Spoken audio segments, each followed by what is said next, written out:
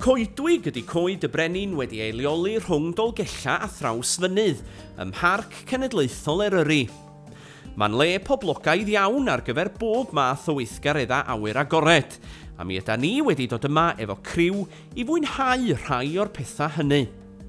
Mae yna ddigon o le i barcio yma fel arfer, ac wedi ni dalu am y tocynna, da ni'n rhydd i wneud fel ac ymynwn. Wedi sicrhau fod popeth yn barod, mae'r ddau gyntaf o'n criw yn gwneud i ffordd am y ganolfan. Ond, cyn cychwyn, mi ges i gyfle i gael gair efo Andy Bront, sy'n warden Beicio Mynydd a ran Comisiwn Coedwigaeth Cymru, i gael chydig mwy o gefndir y lleoliad unigryw hwn. Coed y Brenin was the first mountain bike trail centre developed in the UK. It was about 15 years ago. A chap called David Davis decided there was a gap in the market for mountain bikers, as there wasn't many places to go. So he started building mountain bike trails, and it took off. And since then, it's actually spawned a lot of other trail centres throughout the UK because of the success that people could see here in terms of bringing visitors to the area. So the economic benefits to the local area, and also the health benefits of getting people out into the forest itself. There's about 150,000 visitors per annum at the moment, as the current figures, and we're hoping to increase that with the new developments here. Well, it's not just mountain biking here anymore. That's what the place first got known for, and became a very iconic centre for mountain biking. But now it's actually we've opened it up to more people, so it's walking trails, we've got play areas, and we've got all ability trails, geocaching and orienteering. So we've now opened it up to quite a wide variety of people. Y merched ydy'r ail ran o'n criw ni heddiw. Mae nhw yma i roi cynnig ar y Beicio Mynydd. Yn wahanol i'r hogia, mae hyn yn brofiad eitha newydd iddynt, ond mae bosib cael yr holl gyfarpar ar y safle. Hawdd hefyd ydy dod o hyd i'r wahanol gyrsia, sydd yn gweddu i bob gallu.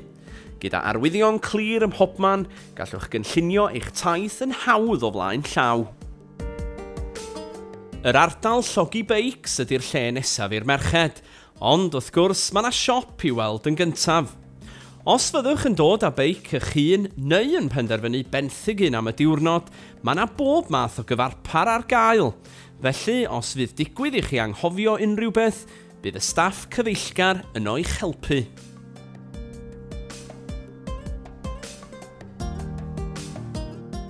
Mae'r awyrgylch yma'n hamddenol a braf, a cyfle gwych i dreulio amser efo ffrindiau a rhai agos, a hynny mewn ardal sydd tu hwnt o brydferth.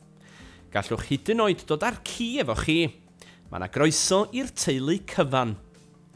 Wrth ymlwybro rhwng y coed hynafol, mae'r bywyd gwyllt yn amlwg, gyda phlanhigion ac adar amrywiol i'w gweld o'n cwmpas. Gan fod yr hogia wedi gwneud y math yma o weithgaredd o'r blaen, ac yn fwy cyffyrddus o allu y beic, maen nhw'n dewis y cwrs caletach. Ond, i'r merched, cychwyn mwy hamddenol yw hi.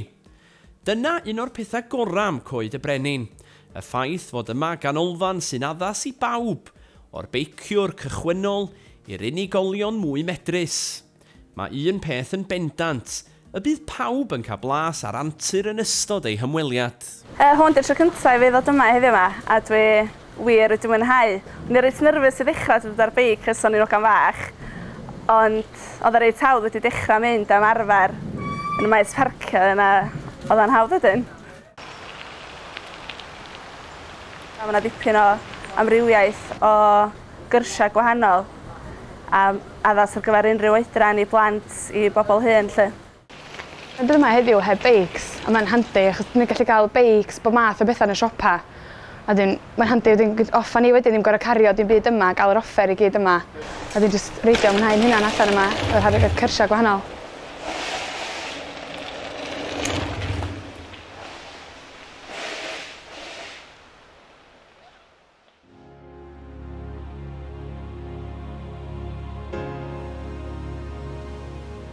Mae'r llwybra o ansawdd ac yn llyfn i'w trafeilio, ond peidiwch ag adael i hynny'ch twyllo chwaith, gan fod na ddigon o gyfleon i brofi'r adrenalin a'r lwybrau newydd sbon.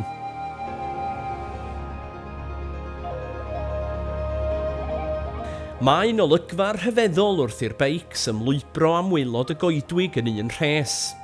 Yn ystod y flwyddyn, mae nifer o gystadlaethau'n cael eu cynnal yma hefyd, gyda llawer yn heidio o bob cwr o'r wlad.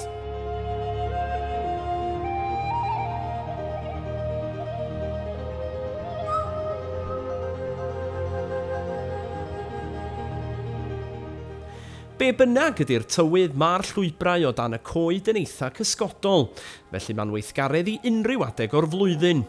Mae'n bwysig ar y llaw arall i wisgo'n gynnes, gan fod rhai o'r llwybrau yn gallu cymeryd hyd at 4 awr. Wedi dweud hynny, mae'r staff hefyd wrth law os bydd angen cymorth pellach. Gallwch ddod o hyd i fwy o fanylion ar y we, yn ogystal â chyflwyniadau MP3 i'ch tywys ar eich taith drwy goedwig godidog Coed y Brenin.